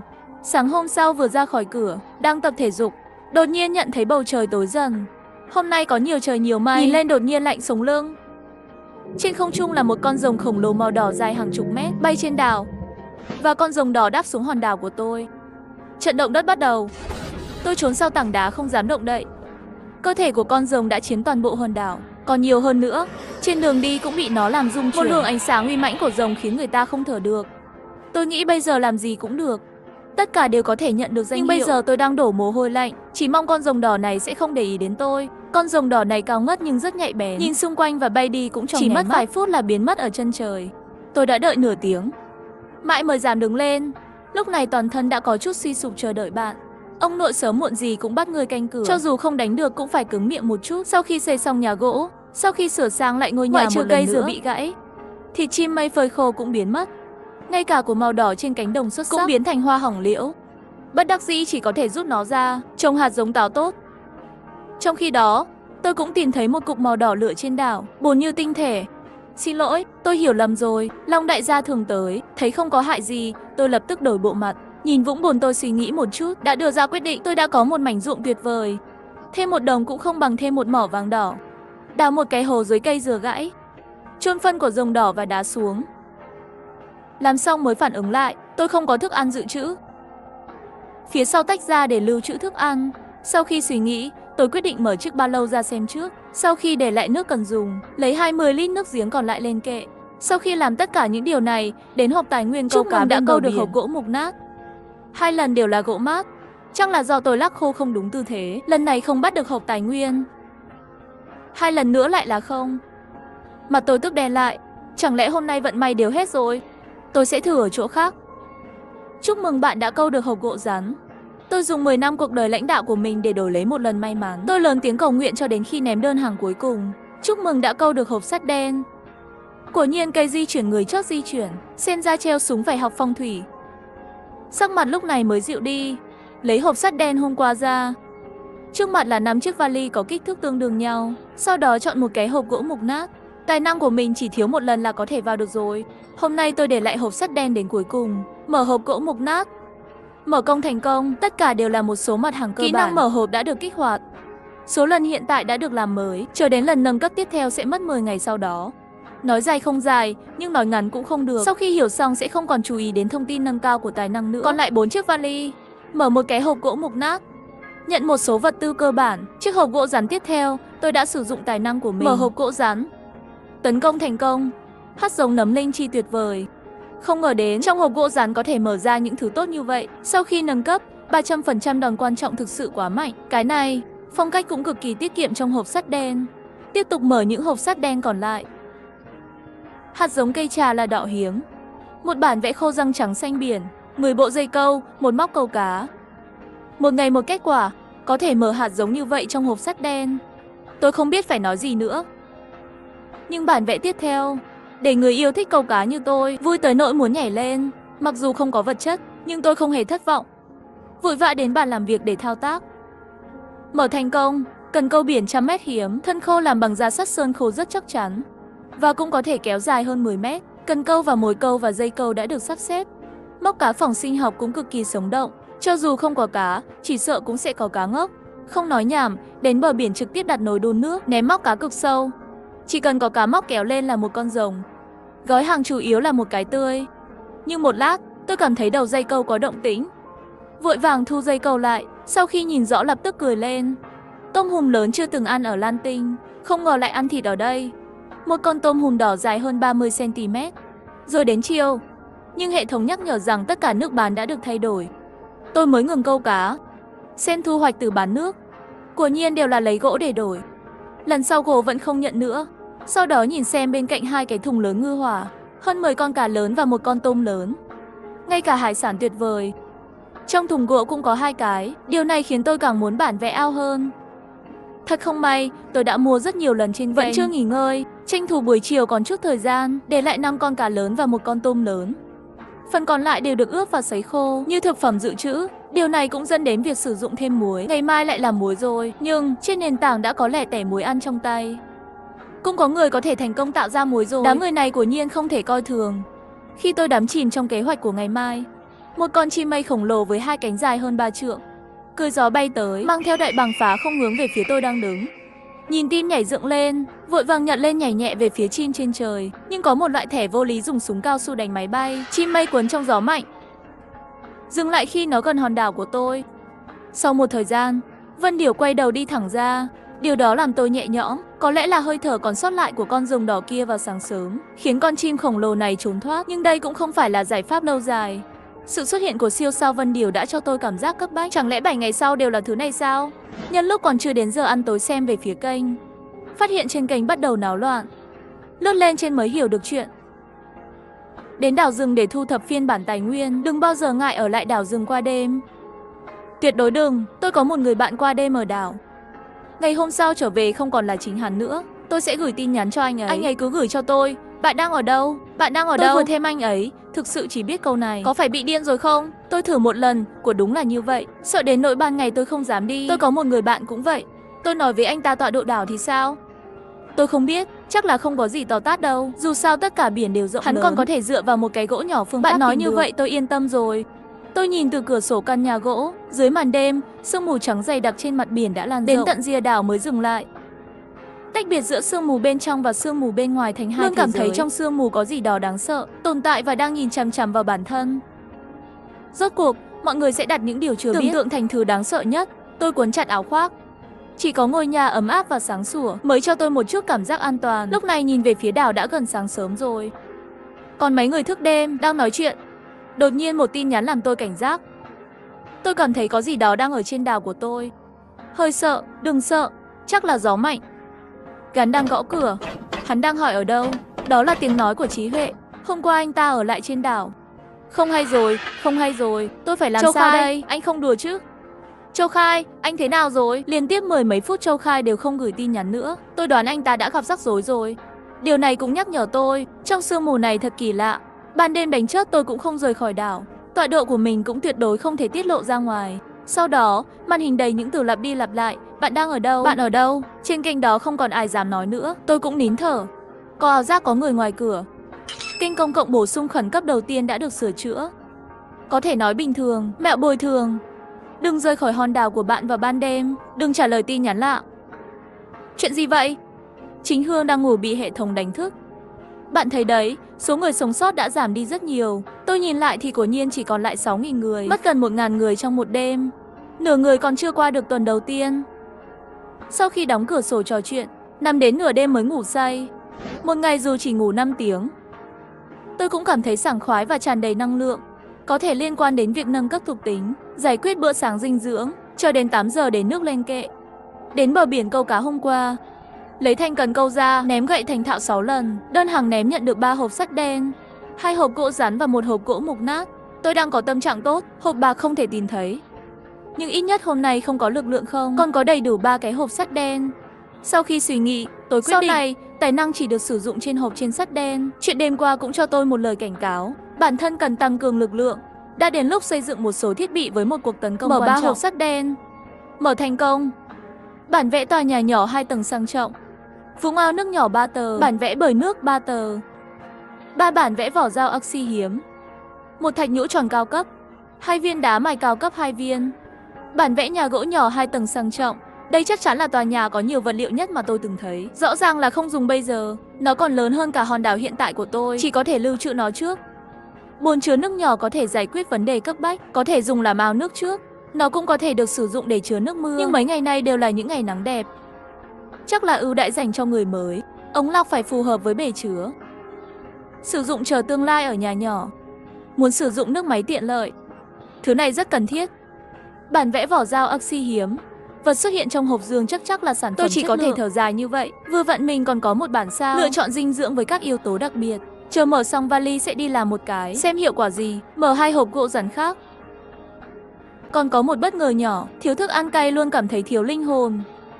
Lần này tốt hơn. Hạt giống tâm hồn đang đến. Nhưng phân bón quá ít. Không thể mở đất nông nghiệp mới là tiếc nuối lớn nhất hiện nay. Tôi có rất nhiều hạt giống thực vật. Cuối cùng mở hộp gỗ mục nát ra. Thêm một chút tài nguyên không đáng kể. Trở về ngôi nhà nhỏ, bảo quản những thứ có giá trị, lấy ra và lưu trữ. 500ml máu chim dinh dưỡng lựa chọn đến bàn làm việc. Bắt đầu làm cầu dao oxy. Mở thành công. Cây cầu dao oxy hiếm hoi. Cây cầu dao oxy hiếm hoi. Thêm tính chất gió với vật liệu cao cấp. Vật liệu đặc biệt. Vũ khí phi thường được chế tạo bằng phương pháp tấn công 3 lần. Bắt đầu bằng cách chèn một con dao dài. Sau 2 giờ có thể nuôi ấm một con dao gió. Nhiệt độ lên đến 72 giờ. Rút dao ra chiêm ngưỡng, nhưng chú ý chất lượng dao quá yếu, có thể dẫn đến dao bị gãy. Bộ dao có màu đen nặng, lại ẩn một chút ánh sáng trong suốt lưu chuyển. Trông thật phi thường. Sử dụng cuộn tăng cường vũ khí chính cuối cùng. Sau đó tôi đã chế tạo một cái thanh đao màu thông thường, cắm vỏ dao vào, sẵn sàng để thử hiệu quả của nó. Làm xong việc này, tôi đến cánh đồng, chỉ có 3 cây táo nhỏ đã chín. Mảnh ruộng hôm qua, trồng hạt giống chỉ mất 1 ngày. Tổng cộng hái được 9 cột táo lớn màu đỏ. Chặt cây táo thành gỗ. Sau đó trồng các loài cây trà là quý hiếm trong rừng lửa. Tôi lập tức cầm lên một cột táo lớn nếm thử. Ngon ngọt, giòn và mọng nước. Khoảnh khắc quét sạch toàn thân mệt mỏi. Sau đó tôi ở vùng đất gần biển, tán 2 viên đá lưu trữ nước nhỏ lại với nhau và đào một con kênh nối với đại dương. Làm hàng rào bằng gỗ và cắm vào miệng cống nước. Chẳng bao lâu nước biển đã lấp đầy hồ.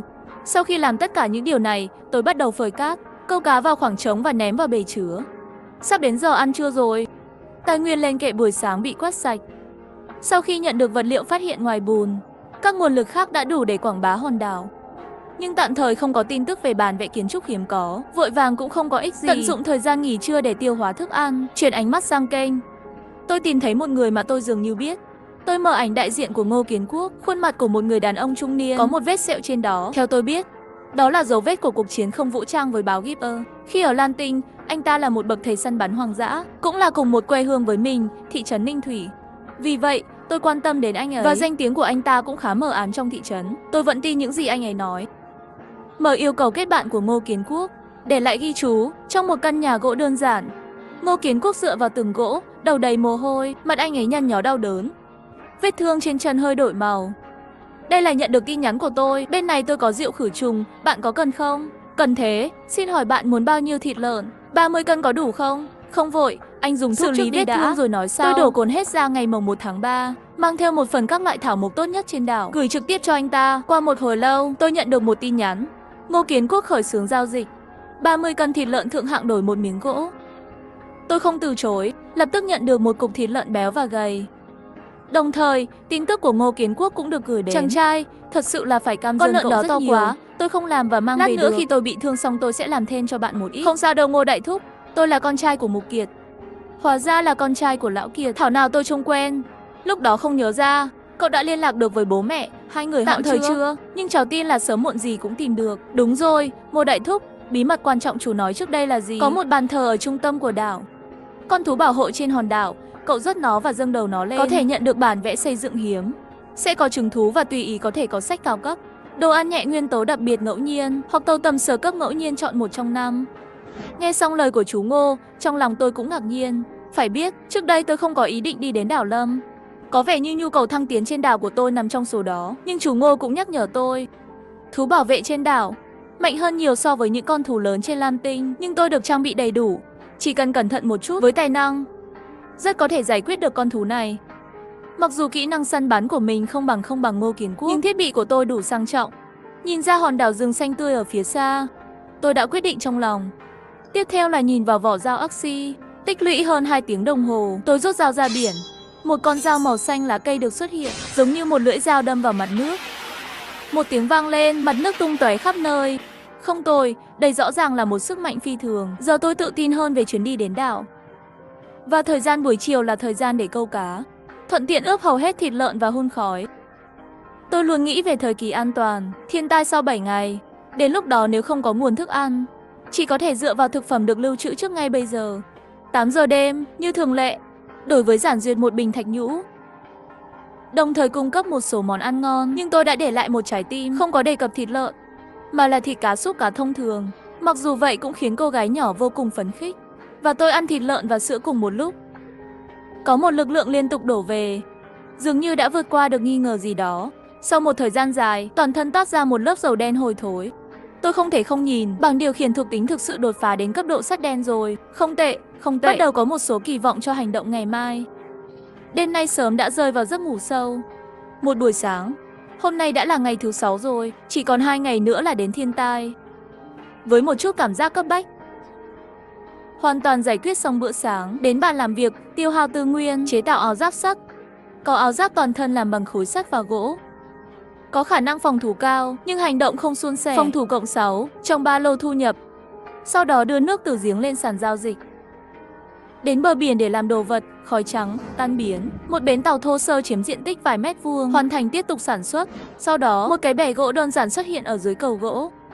Một vài khúc gỗ được cố định bằng dây thừng, khá là kiểu si-jin. Tôi đã trực tiếp mang theo một số vật tư và thiết bị, đi về hướng đảo rừng. Chỉ có thể đến đảo rừng sớm như vậy là bởi vì tôi sợ đến lúc đó sẽ bị trì hoãn, không kịp về đảo. Dù sao nếu ngủ ở bên ngoài, những chuyện khủng khiếp như vậy giờ phút này vẫn còn nhớ rất rõ. Đây là lần đầu tiên tôi rời đảo. Không hiểu sao có cảm giác bất an, tốc độ trượt tay lại tăng lên vài phần. Cũng may sau một lát, tôi đã đến gần được đảo Tùng Lâm. Gỗ cũng bị mắc kẹt trên bãi biển, cố định gỗ ra khỏi bãi biển. Trên cây đa gần nhất, hòn đảo này cho người ta một ảo tưởng về một khu rừng nguyên sinh. Nhanh chóng lấy áo giáp gỗ sắt ra và mặc vào. Với sức mạnh hiện nay, trọng lượng này hoàn toàn không đáng kể, cũng có thể tăng cường phòng thủ rất nhiều. Trong rừng chỉ có tiếng côn trùng kêu. Cho đến nay vẫn chưa tìm thấy dấu vết của con thú bảo vệ. Tôi không sợ nó không ra ngoài, chỉ sợ nó đột nhiên thoát hiểm. Theo như Ngô Kiến Quốc nói, bàn thờ ở giữa đảo. Tôi tiếp tục cẩn thận đi về phía giữa hòn đảo. Một cái bóng đột nhiên nhảy ra, xuất hiện trong mắt của tôi. Vẻ mặt căng thẳng nhanh đã giải phóng mũi tên, bắn ra vào lúc này. Một con rắn dài nửa mét bị đóng đinh vào một cây cột dày. Không ngờ bây giờ tôi lại phản ứng nhanh như vậy. Khoảnh khắc này, tính chất của vài câu khiến tôi có cảm giác trực quan. Nhưng tôi không vui lâu đâu. Chết tiệt, có một con thú to lớn. Trái tim tôi lập tức đề cập đến cổ họng. Ngửa đầu nhìn lên, cách đó không xa nhìn thấy bóng hình to lớn tiến đến. Cây lớn chắn đường đều bị bóng đen kia quật ngã. Trong nháy mắt, tôi cũng thấy do đó là một con gấu mù chúa tể rừng. Bắn mũi tên không ngừng bắn ra. Hết phát này đến phát khác mũi tên bay ra, đâm vào cơ thể của người mù gấu. Tuy nhiên, người mù gấu bị thương vô cùng bối rối. Ngược lại, lực tăng vọt lên cao hơn 1 trượng. Khí thế gia tăng, như Thái Sơn ép đỉnh hướng về phía tôi. Mùi hôi thối trong miệng. Đã đến sớm rồi. Tấn công tiến hóa. Trong thời điểm khủng hoảng này, tôi không tin vào cơ thể nhỏ bé này của mình. Liên giáp với thiết mộc có thể ngăn chặn gấu mù ăn. Giờ này, chỉ có eo này vận chuyển 20 tiếng đồng hồ phong vân. Vỏ dao Oxy có thể cho tôi niềm tin với sự giúp đỡ của việc thanh lọc tài năng. Tôi rút con dao ra. Dao màu xanh hình nửa trăng giống như thác nước. Vung ra, con dao dài trong nháy mắt biến thành tích phân chiêu. Như thể là không khí đang rung động. Dao sắc và nhanh như cắt đậu phụ. Chia gấu mù làm hai, cùng với toàn bộ cơ thể bị xoắn thành thịt vụn. Mà phía sau của gấu mù, vô số cây cào chót vót rơi xuống đất, kéo dài đến tận cùng mà tôi không thể nhìn thấy. Thiệt quá rồi, tôi muốn khóc không ra nước mắt. Gấu mù này lên xuống mấy trăm cân thịt. Bây giờ tất cả đều biến thành bóng của khu rừng này. Tôi cũng không ngờ rằng dưới sự cộng thêm của sự tiến hóa, dao sẽ có sức mạnh như vậy, trực tiếp mở một con đường trong rừng. Chờ một chút, con đầu thú của tôi thì sao? Một vòng sợ hãi, lúc này mới chú ý thấy trên mặt đất có một cái đầu gấu. Hu hu làm tôi sợ chết khiếp. Tôi thở dài một hơi, ôm lấy nó. Tôi đi về phía bàn thờ trung tâm đảo Tùng Lâm. Có một bàn thờ thô sơ làm từ đá.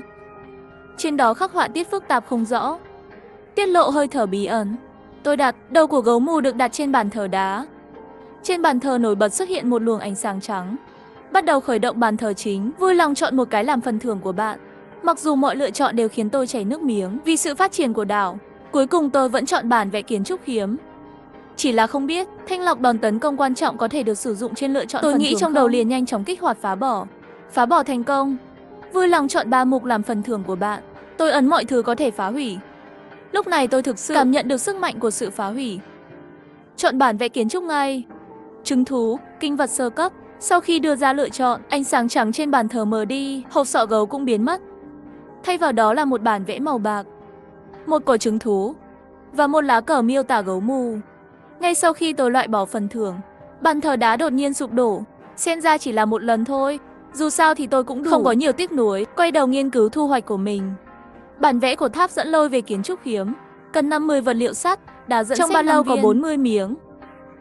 Chờ quay lại thu thập làn sóng tài nguyên này là đủ rồi, nhưng tháp đá sét này không biết có thể lấy được không. Điều này làm tôi hơi lo lắng, dù sao cũng không phải là bản vẽ từ trong hộp. Không có vật liệu phù hợp, cũng không biết có thể đổi từ sàn giao dịch không. Trứng tuyết âm sư tử hiếm có. Trong vòng 1 ngày sau khi ràng buộc có thể nở ra tuyết âm sư tử, 7 ngày có thể phát triển cấp chiến đầu đến cấp hắc thiết, nuôi dưỡng đầy đủ có thể tăng tốc độ tăng trưởng. Tôi không ngần ngại, cắn ngón tay và nhỏ máu ngay lập tức. Một mình trên đảo, chất một mình. Ngay cả làm một con thú cưng nuôi cũng rất tốt. Ảnh gấu giữ sơ cấp, cắm cái này trên đảo. Hòn đảo sẽ nhận được phước lành của thần gấu. Sức mạnh tăng 10%. Ảnh gấu mù uy phong lẫm liệt, chỉ huy như thần chiến tranh. Bắp mang đến cũng không tệ. Chính là vị thần gấu này, làm tôi có chút đắc ý. Sau khi cất hết chiến lợi phẩm tôi thuận theo mấy cành cây bị sụp đổ. Thu hoạch được 2.000 phần gỗ. Lúc này mới dừng lại, với ánh nắng gay gắt. Chắc là đến trưa rồi. Từ bên trong Tùng Lâm đảo chỉ có một con thú thủ vệ, cũng không có nguồn lực nào khác đáng để tôi chú ý. Không còn đơn độc đi về hướng gỗ nữa. Chờ đến khi đến bãi biển lập tức phát hiện trên thân cây chỉ còn lại một sợi dây đứt. Bè đã biến mất từ lâu rồi. Lúc này, một con cá mập đen nhỏ nhảy lên khỏi mặt nước, nhìn tôi đầy khiêu khích. Lại là cái kiểu chơi này, xích nữa thì rớt tôi lúc đầu.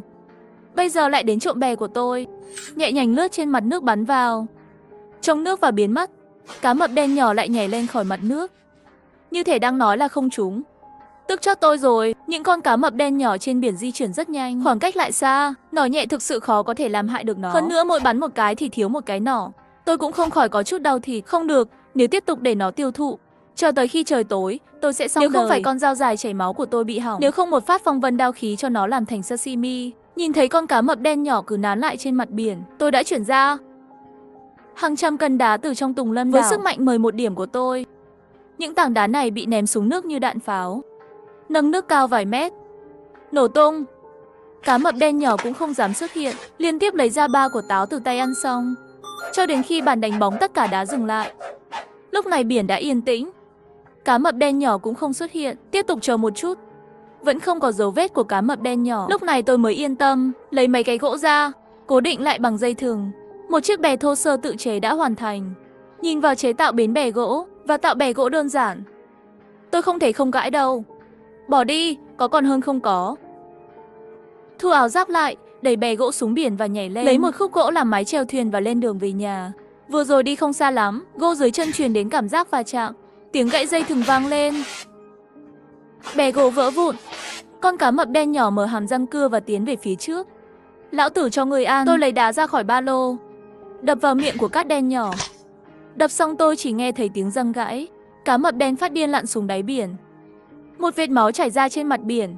Nhân cơ hội này, tôi vội vàng đi bơi lại về đảo, sợ mùi máu tươi sẽ dẫn đến các sinh vật khác. Và tại thời điểm này, bơi lội sơ cấp cũng có hiệu quả. Chỉ cảm thấy như cá gặp nước, dễ dàng và nhanh hơn bất kỳ chuyến đi nào trước đó. Ngay khi tôi sắp đến bờ, mắt cá mập biến đỏ lại hướng về phía tôi, giống như một tên lửa, muốn đồng quy vô tận với tôi. Băng bằng, mũi tên chỉ còn lại 5 cái.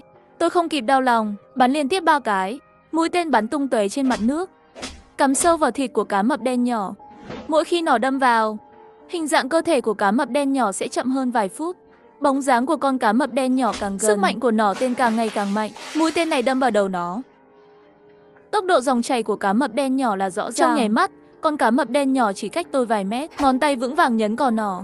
Mũi tên rời dây cuối cùng rơi chính xác vào trong hốc mắt của cá mập. Tiếng xương gãy của vang lên. Cá mập dựa vào quán tính tác động đến trước mặt tôi, nhưng vẫn không có hơi thở của cuộc sống. Đồng thời, một chiếc hộp sắt đen xuất hiện ở bên cạnh. Ba lô đã đầy. Tôi chỉ có thể cầm chiếc hộp sắt đen lên đảo. Đau quá, sống chết trong gang tấc. Lúc này tôi mới cảm thấy sự đau đớn của da thịt. 3-4 con cá cắn chặt vào gốc đùi của mình. Nếu trên mạng 10 cm, hậu quả không thể tưởng tượng được. Kéo con cá piranha ra vứt xuống đấy đập chết, vội vàng nhìn xuống biển. Đột nhiên đau lòng. Trên mặt biển đã có một đám cá ăn thịt cá mập, đang ăn cá mập đen nhỏ. Tôi nhanh chóng vớt phần còn lại lên. Chỉ vài phút thôi, con cá mập đen nhỏ chỉ còn lại một nửa cơ thể. Phân hủy thành công. 2 vây cá mập, 200ml máu cá mập, 100 cân thịt cá mập, 5 mũi tên. Vây cá mập đen có dinh dưỡng phong phú và các yếu tố 6 lượng đặc biệt. Nguyên liệu rất ngon. Ăn có thể làm tăng sự nhanh nhẹn và mối quan hệ với biển. Máu cá mập đen chứa một chút yếu tố phi thường của nước. Vật liệu đặc biệt nặng nhất, thịt cá mập đen chứa một lượng nhỏ thịt nguyên tố siêu phàm, nhưng hương vị không dám khen ngợi, không khuyến khích nấu để ăn, ngoại trừ hương vị nặng. Nhìn 100 cân thịt cá mập, tôi mạnh dạn hối hận, ngay cả hồ sơ cũng nói khó ăn. Tôi có đủ thức ăn, tự nhiên sẽ không vui vẻ. Sau khi sắp xếp mọi thứ, tôi thuận tay cắm cờ gấu mù lên đảo. Đột nhiên một luồng khí tức hung hiểm lan rộng trên đảo. Tôi chỉ cảm thấy sức mạnh lại lớn hơn một chút, có lẽ là nguyên nhân thể lực đủ mạnh. Vết thương ở chân đùi có dấu hiệu lành lại. Để yên tâm, tôi vẫn bôi cồn lên. Làm xong mọi thứ, tôi nhận hàng trên sàn giao dịch. Lúc này, vật liệu nâng cấp đảo đã được thu thập đầy đủ. Mọi thứ đã sẵn sàng chỉ nợ gió đông. Đồng thời tôi tìm kiếm dao dài trên sàn giao dịch, đổi một bản vẽ dao dài rác giá rẻ. Dù sao cũng không cần phải quá tốt như một vũ khí dùng một lần. Chỉ đáng tiếc, không có bất kỳ giao dịch nào trên nền tảng giao dịch. Nhưng tôi chỉ có thể nhờ kênh giúp đỡ. Mua 5 viên đá thu lôi. Có người chi phí trò chuyện riêng tư liên tiếp gửi mấy tin nhắn. Tôi đã đóng kênh chat. Có vẻ như có rất nhiều người thông minh trong khu vực này. Tôi muốn xem kiến trúc quý hiếm, bản vẽ của đảo bậc 3. Rất nhanh đã bị người ta nhìn thấu. Nhưng cũng không sao, tôi cũng không định giấu nó. Đối mặt với sự cám dỗ của tiền, người muốn có tự nhiên cũng sẽ không có tâm tư giấu kín. Chỉ vào đúng thời điểm mới biết giá phù hợp. Thiết bị chờ vật liệu đến cửa. Sử dụng kết hợp thịt nướng với súp cá để giải quyết vấn đề no và no. Đến hộp tài nguyên câu cá bên bờ biển, lập tức đến 2 lần ném đầu đẹp trai. Chúc mừng bạn đã câu được hộp gỗ mục nát. Lần này lại là câu được hộp tài nguyên. Tiếp tục đi. Chúc mừng bạn đã câu được hộp gỗ mục nát. Tôi muốn khóc. Một ngày mồng 6 cơ hội. Đã sử dụng 5 lần và 4 hộp gỗ mục nát. Một lần không. Đột nhiên tôi hít một hơi thật sâu, ngăn bản thân bị tức tới ngất. Cố gắng ném cú đánh cuối cùng. Trên thanh có hàng không? Nhưng lần này lại là một cảm giác hoàn toàn khác. Trọng lượng không nặng, có vẻ nhẹ không nhẹ, không nghi ngờ gì nữa. Nó chắc chắn đã được xài hết sức. Một chiếc vali màu đỏ rực rỡ dưới ánh mặt trời. Hương thơm trong mơ của tôi cuối cùng đã đến. Hộp đặc biệt thứ 2. 100.000 câu cá mới có thể đổi lấy một lần gặp gỡ với Âu Hoàng. Bởi vì một khoảnh khắc đều là coi thường những chiếc hộp đặc biệt. Mở thấp hộp đặc biệt cấp 2. Phá hủy thành công, hỏa chi 9 viên chứa đựng nguyên tố hỏa chất mạnh mẽ. Cực kỳ ổn định, một vật liệu hiếm và phi thường. Sau khi phá hủy, mở bàn thờ mới có thể có được đồ vật. Giờ đây tôi có cửu muội, mỗi một viên linh thạch lửa, màu sắc giống như ngọn lửa đang cháy. Đỏ và nóng. Bảo quản đá lửa xong, tôi lấy ra săn cá mập đen nhỏ, lấy được binh hộp sắt đen. Mở hộp sắt đen. Phá hủy thành công, một bản vẽ của mỏ sắt nhỏ. Sau khi đặt có diện tích khoảng 30 m². Mỗi tuần đào ngày mồng 1 tháng 10 sẽ tự động bổ sung. Bây giờ hòn đảo quá nhỏ để chứa cái này. Mỏ sắt, tôi chỉ có thể cất nó đi trước. 4 hộp gỗ mục còn lại đều mở ra. Sau khi thêm một chút tài nguyên chữa bệnh tốt hơn không có gì. Cuối cùng tôi cũng nhận được tin nhắn riêng.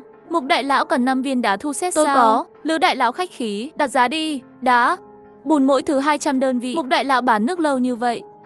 Những thứ này hẳn là cũng không tính là cao. Có thể trao đổi, nhưng tôi chỉ có thể thay thế 20 lít nước. Bạn đi đến thị trường giao dịch để quét. 1 giờ có thể đổi được tài nguyên cần thiết. Sau khi tôi gửi xong tin nhắn, Lữ Phi Bạch bên kia im lặng. Một lát sau, Lữ Phi Bạch vẫn gửi tin nhắn trao đổi. Sau đó tôi lấy ra 20 lít nước giếng và đổ vào thùng gỗ. Hoàn thành giao dịch với Lữ Phi Bạch. Tháp dẫn sét hoàn thành tiêu thụ khối sắt 50. 5 viên đá dẫn sét, lúc này là lúc chạy đua với thời gian.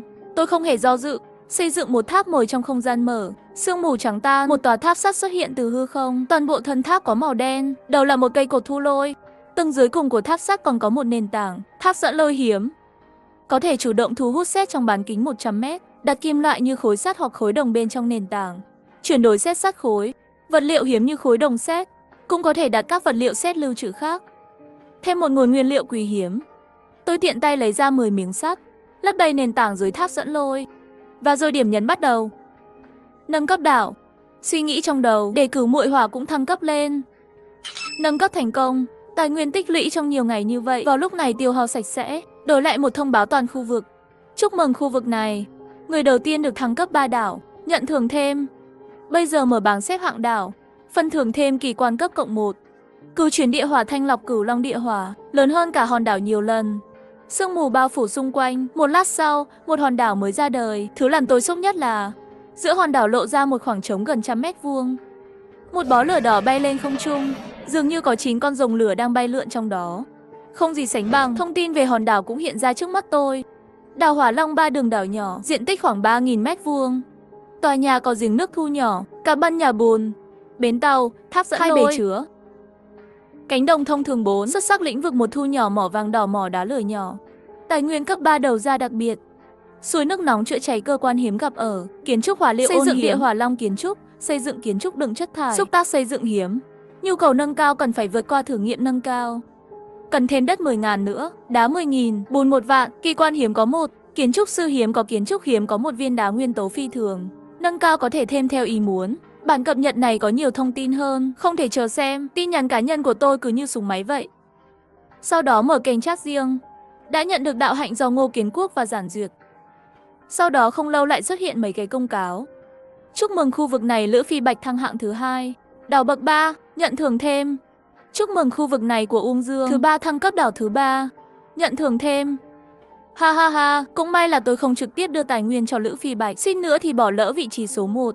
Nhưng điều làm tôi khác biệt là tôi tưởng người thứ 3 được thăng chức là Giản Duyệt, hoặc là Ngô Kiến Quốc. Lữ Phi Bạch có thứ 6 thủ lĩnh làm lá chắn thì có thể đánh bại quái vật hộ mệnh là bình thường. Nhưng cái này hình như Uông Dương cũng có chút gì đó. Trả lời xong lời chúc mừng của mọi người, tôi có thời gian để nghiên cứu các hòn đảo. Cửu Long địa hỏa kỳ quan hiếm có, một loại lửa đất cao cực kỳ hiếm gặp, chứa đựng nguyên tố siêu phàm củ, mỗi tuần một lần cần phát hỏa hoặc chủ động phát hỏa. Có thể dùng để phòng thủ sát thương. Sở hữu Cửu Long địa hỏa tương đương với sở hữu sát thủ kiềm, nhưng một khi lực sát thương này được giải phóng, chỉ sợ địch nhân ngay cả xác cũng không còn. Đảo Hỏa Long đặc sản 3 tòa nhà quý hiếm, chắc là bởi vì Cửu Long địa hỏa này. Bởi vì sự tồn tại của Cửu Long địa hỏa, vật liệu của những tòa nhà này chỉ còn lại một số tài nguyên thông thường, lò nóng chảy địa hỏa và loại xúc tác phân bón hóa học cần rất nhiều sắt, chỉ có thể tạm thời bị mắc kẹt. Ngày mai phải đào xong mỏ sắt rồi mới xây lại. Đối với hỏa liệu ôn, cần 500 lít nước tinh khiết. Nếu tôi có nhiều nước như vậy, chắc chắn sẽ quét sạch toàn bộ thị trường giao dịch trước. Dùng 2 lít nước quét đến 15 miếng sắt vào 5 cuộn dây thừng. Tôi đã xây một cái giếng ép nước bên cạnh cái cây. Giếng ép đinh được xây dựng thành công, tiêu thụ 10 miếng sắt và 5 cuộn dây thừng. Giếng ép có thể ép 20 lít nước mỗi giờ. Khi nhìn thấy phần giới thiệu giếng ép nước, tôi biết rằng nguồn nước sẽ đến với vinh quang cuối cùng. Và trên nền tảng giao dịch, Lữ Phi Bạch và Uông Dương đã bán rất nhiều nước. Nhiều người cũng sắp hiểu, đảo bậc 3 sẽ có nước tự do. Họ chắc chắn sẽ không muốn uống ngay bây giờ, cũng phải lấy tài nguyên nâng cấp, lập tức lại giao dịch bằng nước. Giao dịch 5 miếng sắt. Tối nay tôi muốn dùng cánh tay kỳ lân độc thân hơn 20 năm, tạo cho mình một con đường thành thần. Thần nước. Tôi luôn tin rằng nước không thể bị ép khô. Mỗi lần đè xuống, nâng dòng nước va chạm sẽ phát ra âm thanh rung lắc. Một lượng lớn nước tinh khiết từ trong miệng vòi đổ vào thùng gỗ. Tôi không sợ. Còn 5 của táo đỏ nữa có thể quét sạch mệt mỏi, làm việc từ chiều đến sáng sớm. 9 tiếng đồng hồ, khi tôi đưa lô nước cuối cùng lên sàn bán. Trừ giao dịch 30 lít cho Giản Duyệt, tổng cộng có 400 lít nước. Dưới lực ép sức mạnh của tôi, vượt quá sản lượng nước bình thường của giếng ép. Đêm khuya ở giữa đảo Cửu Long địa hỏa còn tản ra trong ánh lửa, làm cho tôi không sợ như vậy. Bên ngoài đảo sương mù trắng, nghĩ đến tất cả đều là tự mình từng bước một xây dựng ra, cảm thấy rất tự hào. Nguyên tắc không lãng phí. Lần thanh lọc cuối cùng trong ngày của tôi, dùng để chế tạo nỏ. Khối sắt tiêu thụ 1, gỗ tiêu thụ 1, lông vũ giảm 10, phá hủy chế tạo thành công nỏ gió. Nỏ tiễn gió có thể gây ra lựu sát thương thêm 20. Sau khi thu nỏ lại, tôi đã ăn 5 cân thịt heo, uống hết thạch nhũ. Cả hai cánh tay vẫn còn đau như rách. Vừa chạm vào giường thì ngủ thiếp đi. Sáng hôm sau trên mặt lại có chút ngứa ran. Tôi muốn lật người lại và tiếp tục ngủ. Đột nhiên mở mắt, làm tôi sợ, quay đầu lại nhìn, chiếm lấy đồng tử của tôi là một khuôn mặt phủ đầy lông trắng như tuyết. Nó mở tròn hai mắt nhìn chằm chằm, ánh mắt vô tội nhìn về phía tôi, không có uy nghi mà một con sư tử nên có. Tiểu Tuyết là nửa ngồi xổm ở đầu giường, bụng gõ trống kêu. Thì ra là đói rồi. Tôi đưa tay chạm vào đầu lông của Tiểu Tuyết. Đột nhiên có chút xin lỗi. Tiểu Tuyết là liên tục gật đầu, vậy nếu ngươi là Tuyết sư tử, vậy gọi là Sơ Tuyết đi. Nhìn vào thuộc tính kinh khủng này, tôi quyết định chỉ nuôi nó làm thú cưng.